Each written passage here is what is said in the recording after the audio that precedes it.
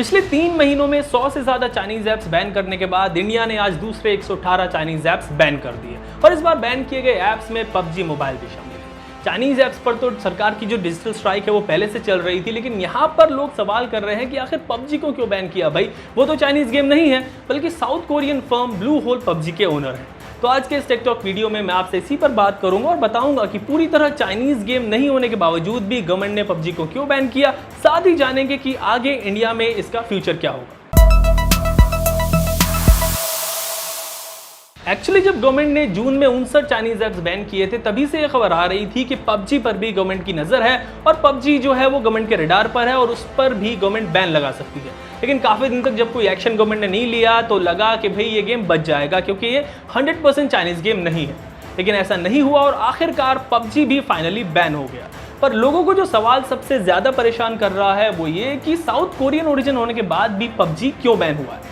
इसके जवाब के लिए आपको थोड़ा सा पीछे ले चलता हूं और बात करता हूं 2017 से। दरअसल 2017 में जब पबजी आया था तो ये गेम सिर्फ पीसीज और कंसोल्स के लिए था। इसको पबजी कॉर्पोरेशन ने बनाया था, जो एक south Korean video game company की सब्सिडरी कंपनी है जिसका नाम है ब्लू होल स्टूडियो। यानी पबजी जो पीसीज और कंसोल्स के लिए आया था उसको साउथ कोरियन फर्म ने डेवलप किया था। पर जब पबजी काफ़ी पॉपुलर हो गया और उसने काफ़ी ज़्यादा कमाई कर ली, तब चाइना की गेमिंग कंपनी टेंसेंट गेम्स गई ब्लू होल के पास और कहा कि भाई हम पबजी को चाइना में पब्लिश करना चाहते हैं। और फिर दोनों फर्म्स के बीच एक एग्रीमेंट हुआ और बाद में टेंसेंट गेम्स ने पबजी को चाइना में पब्लिश किया और साथ ही इसका मोबाइल वर्जन पबजी मोबाइल भी डेवलप किया। और उसके बाद टेंसेंट गेम्स ने ब्लू होल में 10% स्टेक भी खरीद लिया। यानी ब्लू होल और टेंसेंट गेम्स एक तरह से पार्टनर हो गए। यहाँ पर आप ये याद रखिए कि PUBG for PC and consoles PUBG corporation ने डेवलप किया था, पर पबजी मोबाइल की जो डेवलपर हैं वो चाइनीज फर्म टेंसेंट गेम्स हैं और डेवलपर चाइनीज होने की वजह से ही पबजी चाइनीज गेम कहलाया और यही वजह है कि ये गवर्नमेंट के रडार पर आ गया और उसको बैन कर दिया गया। गवर्नमेंट का कहना है कि पबजी समेत जो 118 ऐप बैन किए गए हैं वो भी इंडियन यूजर्स के डेटा का गलत इस्तेमाल कर रहे थे और उसको देश से बाहर भेज रहे थे। वैसे टू बी ऑनेस्ट किसी ऐप का चाइनीज, इंडियन या फिर यूएस बेस्ड होना इज नॉट एन इशू है उस देश की पॉलिसीज। 2017 में बना चाइना का इंटेलिजेंस लॉ ये कहता है कि हर इंडिविजुअल और कंपनी को चाइनीज इंटेलिजेंस एजेंसीज के साथ कॉपरेट करना होगा। यानी अगर चाइनीज गवर्नमेंट चाहे तो चाइनीज ऐप्स पर मौजूद दुनिया के हर यूजर का डेटा हासिल कर सकती है और उसको अपने फायदे के लिए इस्तेमाल कर सकती है। और साइबर सिक्योरिटी एक्सपर्ट्स ये भी कहते हैं कि चाइनीज गवर्नमेंट ऐसा ऑलरेडी कर रही है। आप जानते ही होंगे कि कैसे हुआवे और ZTE के 5G नेटवर्क के जरिए चाइना पूरी दुनिया में एक सर्विलेंस वेब क्रिएट करना चाहता है।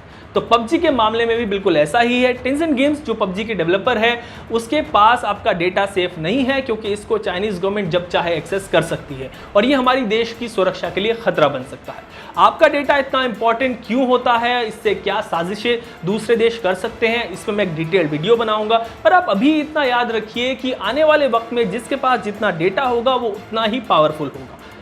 पबजी के बैन होने से गेमर्स और गेमिंग इंडस्ट्री को तो बड़ा नुकसान हुआ है, लेकिन जब बात देश की सुरक्षा की हो तो हर नुकसान छोटा लगने लगता है। देश की सुरक्षा को खतरा ना हो और आपका डेटा भी सेफ एंड सिक्योर रहे, इसी वजह से गवर्नमेंट ने जो है इन चाइनीज ऐप्स को बैन किया है और इसमें पबजी भी शामिल है। पबजी बैन पर और दूसरे चाइनीज ऐप्स पर जो बैन लगा है इस पर आपकी क्या राय है, ये आप मुझे हमारे कमेंट सेक्शन में जरूर बताएं और लेटेस्ट टेक रिलेटेड वीडियोस के लिए देखते रहें टेक टॉक। ABP न्यूज आपको रखे आगे।